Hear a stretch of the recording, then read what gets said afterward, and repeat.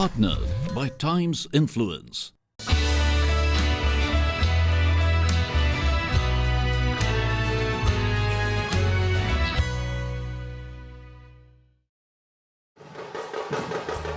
National Association of Realtors India hosted the prestigious 9th NAR-INDIA Annual Convention Collaborate in Mumbai. The convention saw heavyweights from across India's realty sector come together to celebrate the spirit of growth and resilience shown by the Indian realty industry. 5 years back, on the 23rd June 2012, I attended my first NAR-INDIA Convention at this very hall. I was an ordinary member of Navi Mumbai Association of Realtors. For the first time, I saw more than 1,000 people from our fraternity gathered under one roof. I realized that I was a part of something very big. On that day, I decided I want to contribute to this organization and make a difference. During my president term of NAR-INDIA, the same principle will be our focus. Education, technology, business development, and branding. Further, to add to the grandeur of the event, motivational speakers and thought leaders alike took to the stage to share their insights and to create a platform for collaboration among different industry leaders. We keep our commitment to our customer to the best of our ability, and we try to see that they get second to none in the world. So everything that we do is for the end customer to be happy. People, after staying for 5 years, 10 years, 15 years, 20 years, 25 years, still talk about the quality of the buildings that they live in, because we are still there. In February 2013, we have entered. First 1.5 year, we have acquired. Second year, we have got the approvals. Third, we have launched, done the financial closure, and we have showed a 360-degree performance in the Mumbai market. As an entrepreneur, we need something, and our requirements are simple. First, creating a brand. We need our name out in the market. Second, we need profits. And third, when we create a brand, when we have enough profits, ultimately what we want is freedom. Freedom wherein we are free and the team is working. And if that can happen, that is known as our victory. And that's where we create a formula or a system which is known as win, win, and win.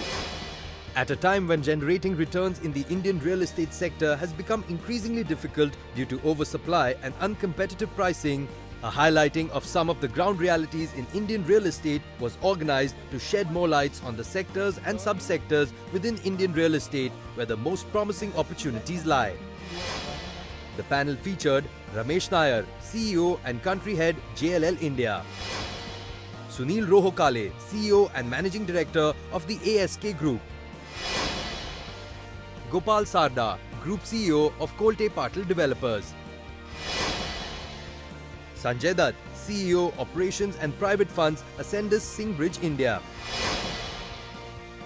Farook, President FIABCI World and Vice Chairman NAR India, and was moderated by Pooja Jain from ET Now.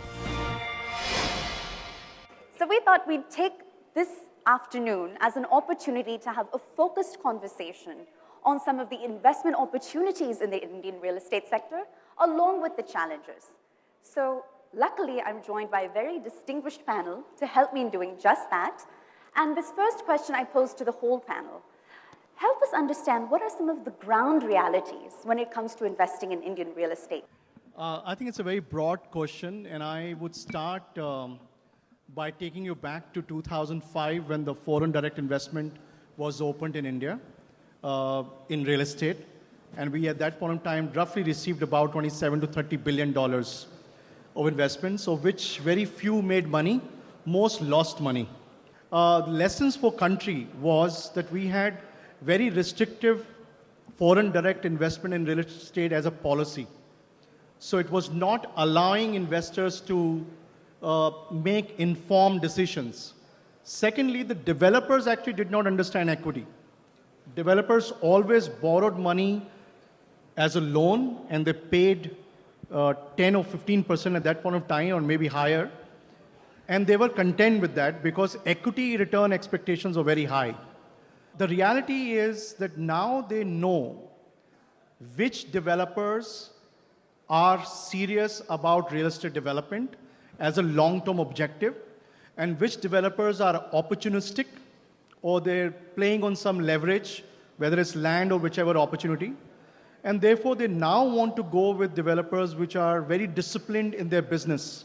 If you are really grounded, if you really want to make investment in India, you need to understand not a country. You need to understand the country, the state, the city, the district in which this property is, and where you're investing. So I think there's a learning curve which has evolved, and there's still a curve. It's still not ended. But whatever we've seen so far is positive news. And we think the money that is being invested in India, the chances of seeing return on investments are very high, almost certain, if they stick to the fundamentals of investments. Sunil, I'd like your point of view here. Do you share the same school of thought? Yeah, I think we as a country, real estate is the single largest asset class is held by individuals in their personal investments. Apart from gold, the financial investments are still a way away. And what we see today, maybe there is a small amount of shift from a physical assets to the financial assets, and that's where the flows in the capital market are abnormally high. In today's context, the illiquidity portion, which is integral part of the real estate asset class, which we need to understand. It is not a linear A is equal to B and B is equal to C. If I buy at 4,000 rupees, that means it has to go only up. It is not possible for any asset class in the world, and real estate is no exception to it. So we need to understand that post-global financial crisis, so there are institutional investors, foreign investors, there are private equity investors like us, have come into the marketplace, have understood the nuances of the asset class, correct? Obviously, you can't look at the whole India as one, as many, and let's be practical about it, that we are no doubt by anybody's imagination is the highest, largest growth economy, which is given. Number two, world is disruptive. And we are fortunate that our leader is disruptive. Our prime minister is a disruptive prime minister. So in a growth economy, if you have a disruptive leader, only those people would survive who has basic fundamentals in place, in whatever you do. And for real estate, it is no more a gut. It is no more, as Sanjay rightly mentioned, it's a skill set of licensing or skill set of acquiring assets. It has to be an end-to-end. So you need to have customer centricity. That is the biggest learning. And thank you, sir. And Farook, I'd like to bring you in here. If you could help us debunk some of the biggest myths surrounding investing in Indian real estate. Now, it's left to the investors or the high net worth individuals who are wanting to put in money. So it's perception. And from that perspective, I would say that India, and you can't use the whole thing as one size fits all, as I mentioned. And you need to look at micro markets, which market, which location, even in a city, if one looks at, a location in a zone wouldn't be doing as well as another particular area. So it's not that like you go into a Mercedes store and say, I want to buy a Mercedes, and you know, which is the best car available. There's one starting at 15 or 20 lakhs, going up to 5 crores. So you've got to analyze and see which is the one that you're looking for, which is the one that fits you, which is the one that fits your budget right. And there's plenty of opportunity in this sector. And I see that you do your picking right, and you're at the right place, you have the fundamentals right, like he's mentioned. You need to back a pedigreed horse. When I mean a pedigreed horse, you need to choose the right developer with the right location at the right time at the right price, and you can't be wrong. Well, I'd like to build on that, what Farook has mentioned. And in your view, Ramesh, are there certain subsectors within the Indian real estate sector that are especially well poised for growth? For example, there's a lot of talk about tier 1 cities having reached a saturation point. Do you believe that to be true? Which geographies do we need to be focused on? The Indian real estate market is becoming more transparent. We used to be ranked around 52nd most transparent market around 5 years back. Today we are ranked 36th best market. On the residential front again, the good news is over the last 6 quarters, we have seen supply less than demand, where launches have been less than actual absorption, which again shows that the self-correction phase for the market is already started. Developers are not bringing in too much of products into the market. On the commercial front, 35 million square feet absorption, which we saw last year, probably the highest we have seen ever, even more than peak of 2012 or 2011 or 2007. Industrial as an asset class is emerging in a very big way across the country. We are seeing lots of demand for new asset classes like student housing emerging, and this is a new trend we are seeing. But the sad part is the biggest markets, which is NCR and Mumbai, we haven't seen much of capital appreciation in the last 5 years, because of which what Sunil said, a lot of these investors are getting into alternate asset classes like the stock markets. But again, our asset class, we all represent the real estate industry. We're talking huge numbers. How much ever people go into the stock markets, we are talking of just around $10 billion a year compared to gold or maybe a $20 billion number. Real estate is close to $180 billion. So that's where every time you see a stock market analyst sitting on TV, he'll always end up bashing the real estate sector, because even a 1% or a 5% drop in total investments in real estate is a big, maybe a 40% growth in at the overall investments in stock markets. So again, looking positive, future is going to be bright, markets getting a lot more transparent. We will see huge amount of consolidation, not just in the developer segment, we will see consolidation in the brokerage industry also. So these are some of my views. And Gopal, I'd like to build on what Sir has just mentioned. What do you view as short-term pains versus long-term gains in the Indian real estate sector? See, if you see, Indian real estate has changed drastically. Gone are those days wherein the price appreciation was tremendous. So if you are launching project in the month of January, by December you could have seen 30% appreciation, 25% appreciation, 40% appreciation based on pocket to pocket. Now, if we compare from last 2014-15 to 2017, the prices are more or less stable. In terms of challenges, we have seen a lot of challenges. So government has continuously changed their policy. So it's like developers have entered in a ring, there were a set of rules, and all of a sudden you are changing the rules from back. So this is the first and foremost challenge, because if you are asking someone to enter in the ring and then you are changing the rules, so that is not a fair game. So that's where somewhere we have seen some kind of pains. So in terms of approval challenges were there. Second is that in terms of frequent changes in policies, they can't plan their entire project in one phase. So phase 1, phase 2, phase 3, there are some bigger developments. So 2 million, 3 million sort of development. And there is a change in terms of the product also. So earlier, in terms of spacious apartment was the flavor of the market. Now if you see from last 2 years, the flavor has changed, and now compact housing, or in terms of ticket size, or in terms of lending prices, is what developers are focusing because of the budget concern. So all of a sudden phase 1, phase 2 have started and designed the entire thing, but due to the demand of the market, because we have to launch our product as per the demand in the market. So you have to do some changes in D&D. Then again you have to go to the authorities and obtain the approvals. So this is one of the challenge. But slowly now government is saying they are started doing ease of doing business, but it's still on the paper, the practicality, the pulse of the market is different. So I think more and more transparency has started in terms of RERA, demonetization, GST.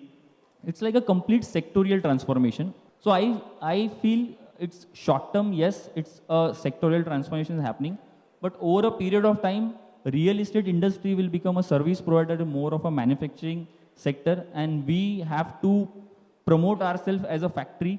So short term, yes, we will say some sort of stress is there in the market, but good developers are still performing. Brand plays a vital role, and if you are good in terms of your overall hygiene check, in terms of your execution, in terms of your professionalism, in terms of your transparency for doing the business, long term there is a huge growth in the business. That is what I feel.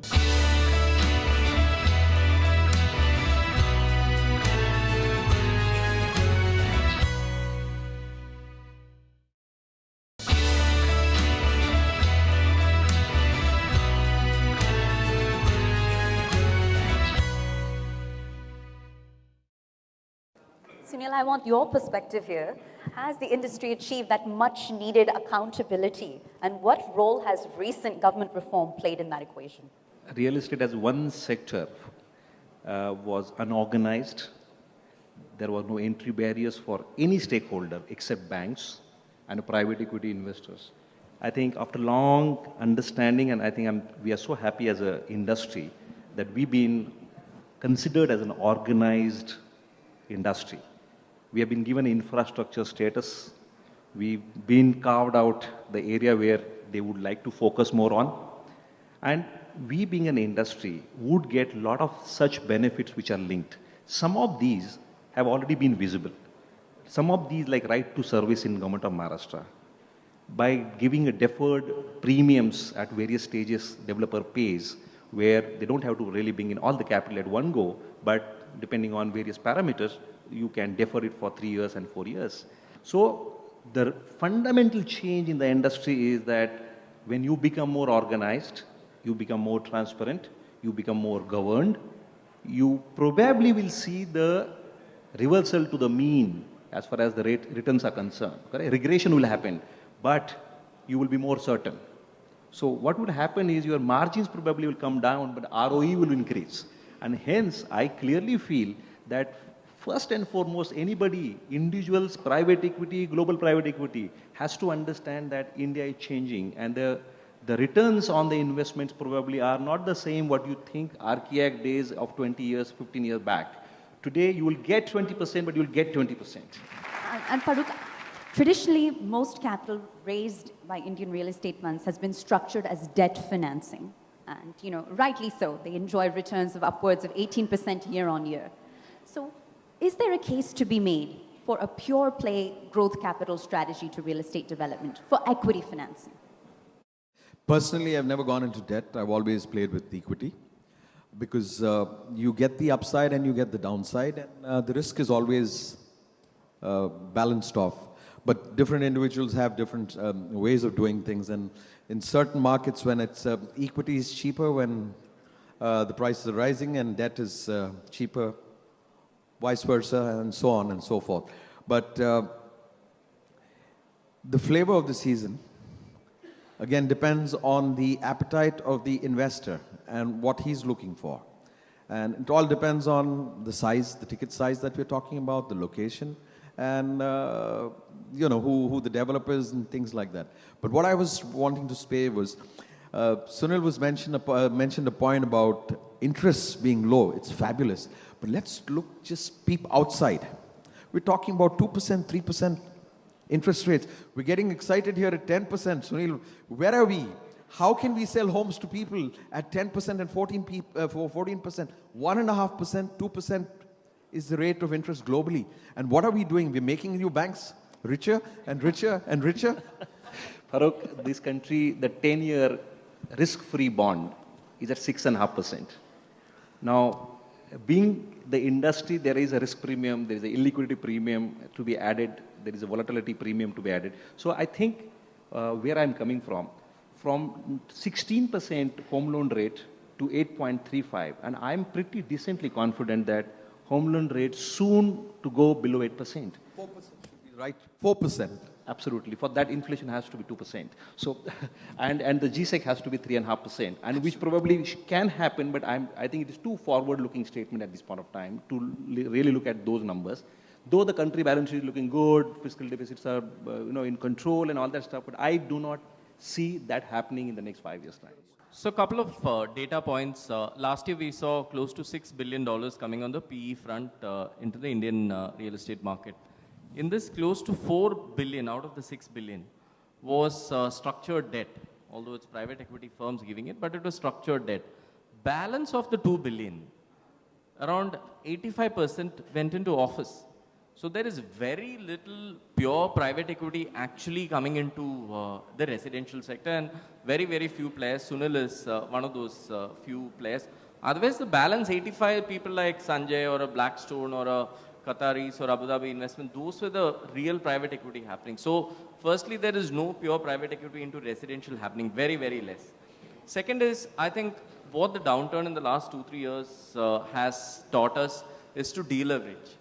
all developers have realized that unless I'm, let's say, a DLF or a Lodha or a Kalpataru, I can't be executing 10 projects at the same time. I need to be focusing on my top 3 projects and finishing it.